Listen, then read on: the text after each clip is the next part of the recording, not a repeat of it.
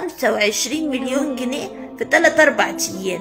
يا اختي امال لو الفيلم بقى قعد 10-15 يوم بنتكلم في 200-300 مليون. يا اختي المليار سهل، المليار سهل يا اخوي. وانت خليك يا مقشف يا ابو شهاده قاعد يعني امك كده تجتهد وتذاكر وتروح وتيجي ومفكر نفسك هتحصل على حاجه. ولا انت لو اشتغلت عمرك اللي جاي كله مش هتحصل مليون واحد بتاع طب والهندسه. ما انت لازم تحبط يا ابو شهاده. يالا ما بتجيبش ما باكلش عيش. اديك شايف الفنان اهو ربنا فاتحها عليه، ربنا فاتحها عليه.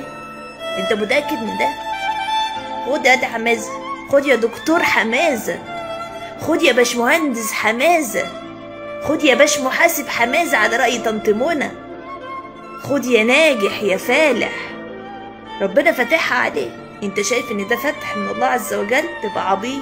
والله. عارف ليه يا حمازه يا ابني؟ لان يا اخوي اول حاجه ربنا سبحانه وتعالى هيسالك عليها هو مالك ده، من اين اكتسبته وفيما انفقت. هتقول له اكتسبته من هارلي؟ هتعمل ايه ساعتها؟ هتقول له يا رب انا اكتسبت دوت من زفر العمده؟ تعليم البلطجه والستات اللي طالعه تعمل واللي والقتل واللي وتعليم الناس عادات سيئه، انا كسبت مالي من ده يا رب؟ فين الفتح في ده؟ انت فكر ان ربنا لما يفتح لك طريق انك تحصل فيه على مال والطريق ده يكون فيه يعني ريبه يبقى ده فتح من الله عز وجل؟ لا يا اخويا، لا يا دكتور حمازه يا سيدي الناس، ده يا اخويا بيبقى اسمه فتح استدراج. والله ربنا بيختبرك. انا هفتح لك يا حبيبي، هفتح عليك هذا الاتجاه.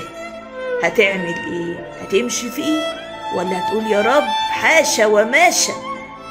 هتعمل ايه؟ مش كل ما تشوف حد عنده خير او عنده رزق او عنده فلوس تقول ده فتح؟